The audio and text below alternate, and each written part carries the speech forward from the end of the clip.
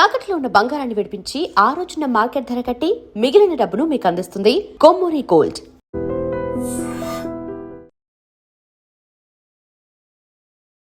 ఉంచడానికి కాదు, కనీసం దూరం నుంచి వారిని చూడడానికి కానీ ఏ అవకాశము లేని ఒక సామాన్యమైన చిన్న ఎంఏ చదువుకున్న అమ్మాయిని మాత్రమే నేను.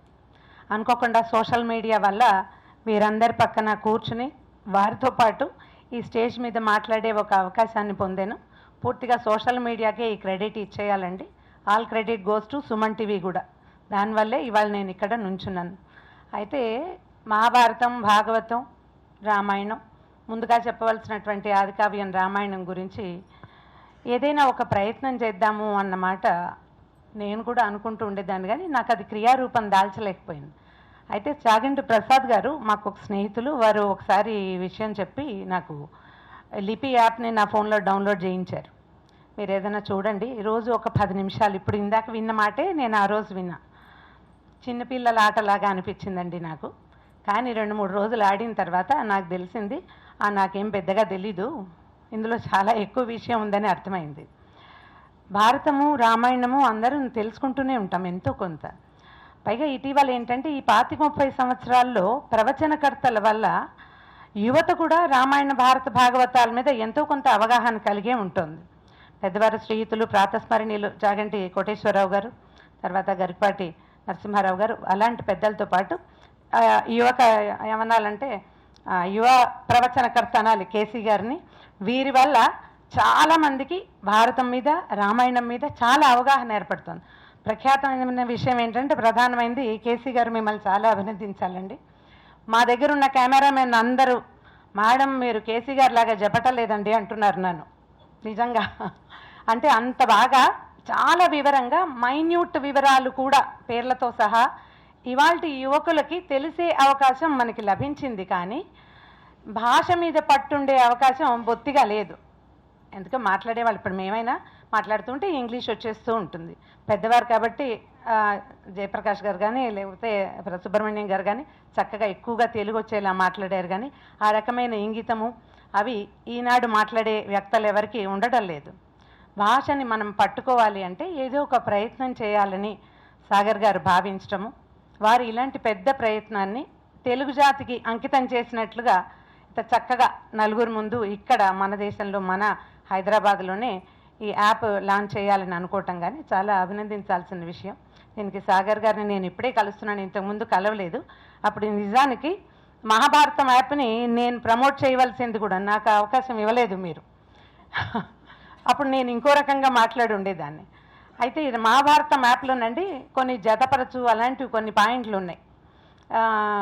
దుర్యోధనుడి కుమార్తె గబుక్కున ఎవరైనా చెప్తారండి? పెద్దవాళ్ళు కూడా మనకి తెలుసు కూడా జ్ఞాపకం రాదు. దుర్యోధనుడి భార్య, మహాభారతం తెలుసు మనకి, కానీ దుర్యోధనుడి భార్య అంటే దుర్యోధనుడే గుర్తొస్తాడు, గాంధారి సూతుడు కాబట్టి. భానుమతి గారు, అదిగో పెద్దవారికి తెలుస్తుంది, యంగ్స్టర్స్కి తెలిసే అవకాశం లేదు. ఇంకొక పాయింట్ ఉందండి ఇక్కడ, తెలియడం కాదు మనకి తెలిసి కూడా. ఇప్పుడు నాకు తెలుసు, నాకు వెంటనే జ్ఞాపకం రాలా. ఈ జ్ఞాపకం రాకపోవటం అనేది ప్రధానమైన విషయం. మనం అందరం బ్రెయిన్ ఫాగ్లో పడి కొట్టుకుపోతున్నాం. మన మెదళ్ళని అదే 2% కాదు, ఇంకా తక్కువ, ఒక చుక్క పెట్టి 10 సున్నాలు పెట్టి ఆ తర్వాత 2 పెడితే ఎంత వాడచ్చో అంతే వాడుతున్నాం మనం. ఎందుకంటే ఈ బ్లూ లైట్స్కి ఎక్కువ అట్రాక్ట్, ఈ టీవీకి, ఫోన్కి ఎక్కువగా వాటిలలో ఉండటం వల్ల ఏంటంటే బ్రెయిన్ పనిచేయటం మానేస్తుంది. మన చిన్నప్పుడు పదకేళి, పద విన్యాసం అలాంటివి బాగా వచ్చేవి, ఏవో చేస్తూ ఉండేవాళ్ళం, కొంచెం బ్రెయిన్ యాక్టివ్గా ఉండేది. స్కూళ్ళల్లో కూడా ప్రశ్నలు ఉండేవి. ఇప్పుడు అలాంటివి ఏం లేవు. లేకపోవడంతో ఏంటంటే బ్రెయిన్ వాడడం మానేస్తాం. దానివల్లే మనకు వచ్చేటువంటి ఆల్జైమర్స్, డిమెన్షియా లాంటి సమస్యలు ఎక్కువగా 40 ఇయర్స్, 40 ఏళ్లకే వచ్చేస్తాయి. ఇప్పుడు ఆడవాళ్ళు ఏం చెప్తారంటే మేనోపాజ్ వల్ల డిమెన్షియా రావచ్చు అని ఒక డాక్టర్ గారు చెప్తే ఇక అదే పాయింట్ చెప్తున్నారనమాట. నాకు కూడా కొంచెం డిమెన్షియా, అన్నిటికీ నేను మర్చిపోతున్నానంటారు, నాకు డిమెన్షియా వచ్చే అవకాశం ఉంది. ఎందుకంటే 40 ఏళ్ళు వచ్చినాయి, మేనోపాజ్ వస్తుంది, అది సహజమైన విషయాలు కదా. అయితే మనం గనక ఇలాంటి యాప్ ఏదైనా ఒకటి వాడుతూ ఉంటే దాంట్లోంచి బయటకు వస్తాం. ఒక 15 రోజుల పాటు మహాభారతం లిపి యాప్ అని వాడాక నాలో చేంజ్ నాకు చాలా కనపడిందండి. నేను పేర్లకి తడుముకునేదాన్ని. మామూలుగా కథలు చెప్పేటప్పుడు నేను చాలా కథలు చెప్తా, అన్ని పేర్లు జ్ఞాపకం ఉంటాయి, కానీ కొన్నిటికి కొంచెం అంటూ ఉంటే కెమెరా ఆపేస్తారు. ఎలాగో రికార్డెడ్ ప్రోగ్రామ్ కదా, నేనేం చదువుకుంటున్నానో ప్రజలకు తెలీదు, నేను అనర్గళంగా చెప్పేస్తున్నాను అనుకుంటారు. అంత కాదు, జ్ఞాపకం రావటం లేదు అలా తెలుస్తోంది అనమాట. కానీ యాప్ వాడడం మొదలుపెట్టిన తర్వాత, అంటే లిపి గేమింగ్, నేను మహాభారతం ఒక్క కథ కూడా చదవలేదండి, నన్ను క్షమించాలి పెద్దవారు. ఎందుకంటే నేను ఇదే చేస్తూ వచ్చా, రోజు జతపరచడము, అవి ఇవి కూడుతూ ఉండటము, అక్కడి నుంచి పదకేళి ఒక అక్షరం ఇచ్చి మిగిలిన అక్షరాలని జతపరచడం, కొత్త పదాలు తయారు చేయటం, అది చాలా ఉపయోగపడింది. ఒక 15 రోజుల తర్వాత నేను తడుకోవట్లేదని నాకు అర్థమైంది. అంటే నా బ్రెయిన్ యాక్టివ్ కావడానికి లిపి యాప్ చాలా సహాయం చేసింది. ఇప్పుడు నాకు ఒక్కదానికే చేస్తే ఎట్లా అని నేను ఒక 5-6 స్నేహితులను కూడా ఇందులోకి దింపాను నేను. తర్వాత మీరెంత చేశారు, నేను ఎంత చేశాను, ఏం చేశారు అని మాట్లాడుకోవటం కూడా మొదలుపెట్టాం. ఇది కూడా బాగానే ఉంది. కిట్టి పార్టీలో పిచ్చి సంగతులు చెప్పుకునే బదులు కొంచెం చక్కగా ఇవి మాట్లాడుకోవచ్చు కదా. నేను ఒక 5-6 స్టూడెంట్స్ని కూడా దీంట్లో ఇన్వాల్వ్ చేశాను, అది కూడా బాగా వెళ్ళింది. అంతకుముందు ఏ సినిమా యాక్టర్గా పెళ్ళెప్పుడు, వాళ్ళు ఏ దేశంలో పెళ్లి చేసుకున్నారు, పెళ్ళికి వాళ్ళు ఎక్కడ షాపింగ్ చేశారు, వాటి మీద కూడా ప్రజలు మాట్లాడుకుంటూ ఉండేవాళ్ళు. ఈ మాటలు తగ్గించాలి, మహాభారతం మీద లేదా రామాయణం మీద మాట్లాడించాలంటే ఇలాంటి మరిన్ని ప్రయత్నాలు పుష్కలంగా జరిగితే అప్పుడు ప్రజల్లో ఈ అనవసరమైన, అంటే సమాచారం కొంత కావాలనుకోండి, మరీ చెత్త అన్న కానీ అనవసరమైంది వాళ్ళెవరిదో మనకెందుకు, మన సంగతి మనకు తెలియాలి కదా. ఆ సంగతితో పాటు మన బ్రెయిన్ కూడా కొంచెం యాక్టివ్గా అయ్యే అవకాశం ఉన్న లిపి లాంటి యాప్ని తప్పకుండా ప్రోత్సహించాలండి. అయితే ఇంకొక సంగతి కూడా చెప్పాలి. 6-8 నెలల క్రితం శ్రీ చాగంటి ప్రసాద్ గారు నన్ను కలిసినప్పుడు ఈ యాప్ మీద నాకు కూడా ఆసక్తి కలిగి ఇప్పుడు నేను కూడా నా సొంత లిజనింగ్ యాప్ ఒకటి తయారు చేసే ప్రయత్నంలో ఉన్నాను. ఒక 3-4 నెలల తర్వాత యూట్యూబ్లో నన్ను చూడక్కర్లేదు, యాప్లో వినొచ్చు, అన్ని కథలే మొత్తం నా ఒక్కదాందే, వేరే కంఠాలు లేకుండా నేనే. అది చూసిన తర్వాతే నాకు ఆలోచన వచ్చిందనమాట, ఇలా మనం కూడా చేయొచ్చు. అంటే స్క్రీన్ టైం తగ్గించడానికి, స్క్రీనే కదా మన ప్రధాన శత్రువు, అది తగ్గించడానికి బాగుంటుంది అని ఈ ఆలోచన చేశాం. అయితే మా తాతగారు వావిళ్ళ వారు మొట్టమొదట తెలుగులో ప్రింట్ చేసిన రామాయణం ప్రతులు మా ఇంటికి వచ్చినాయండి 74లో. వస్తే ఆ పుస్తకాలన్నింటినీ ప్రూఫ్ రీడింగ్ చేశారు.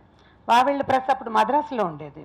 అక్కడి నుంచి ట్రైన్లో పంపించారు ఆ పుస్తకాలన్నీ. అవి ఎంతంత ఉండేవి, A4 సైజు పేపరు, ఇంతలా ఆ పుస్తకం, ఎర్రటి కాలికో బైండింగ్ అలా ఉండేదన్నమాట. 74 అంటే నాకు ఒక 4-5 సంవత్సరాల వయసు ఉందంతే. తాతగారు ఆ పుస్తకాలన్నీ ప్రూఫ్ రీడింగ్ చేసి వెనక్కి పంపించారు, బంగీ కట్టి రైల్లోనే పంపారు. మళ్ళీ ఒక ఇంచుమించు సంవత్సరం 14 నెలల తర్వాత కొత్తగా ప్రింట్ చేసిన పుస్తకాలని, ఆ పాత పుస్తకాలని కూడా మళ్ళీ వెనక్కి పంపించారు. ఆ పుస్తకాలు చదువుతుండేవారు. తాతగారు రోజు రామాయణం చదివేవారు. అంచేత చిన్నతనం నుంచి మా జీవితాల్లోకి రామాయణం వచ్చేసింది.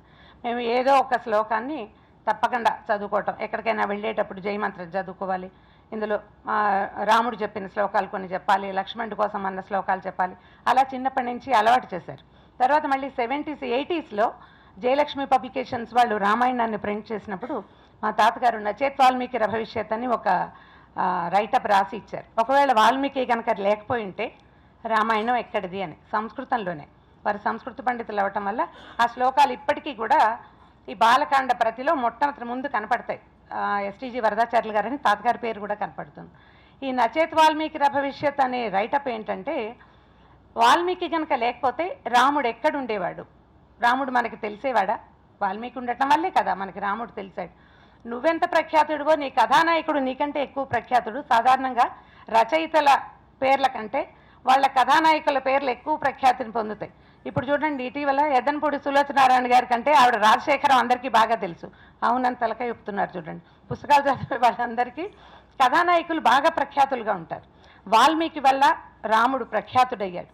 మన జీవితాల్లోంచి 2 యుగాల ముందున్న రాముడు ఇప్పటికీ మనతో పాటు నడుస్తూనే ఉన్నాడు. ఏ మంచి మాట చెప్పాలన్నా రాముడు మంచి బాలుడు అనాలి. అలాంటి రామాయణాన్ని తేలికగా చిన్న పదాలతో, చిన్న చిన్న కథలతో అన్ని పాత్రల్ని పరిచయం చేస్తూ ఇలా యాప్ ద్వారా మనం ఈనాటి పిల్లలకి, యువతరానికి అందించగలగటం నిజంగా చాలా అదృష్టం అండి.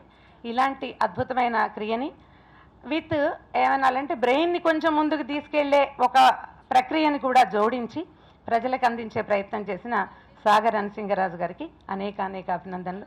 ఇలా పెద్దవారి సమక్షంలో నోటుకొచ్చిన 2 మాటలు మాట్లాడే అవకాశం ఇచ్చినందుకు వారికి అనేక కృతజ్ఞతలు. వారికి నన్ను పరిచయం చేసిన చాగంటి ప్రసాద్ గారికి, వారి శ్రీమతి నా శిష్యురాలు చాగంటి రోహిణి గారికి, ఇద్దరికీ కూడా చాలా కృతజ్ఞతలు. Thank you very much.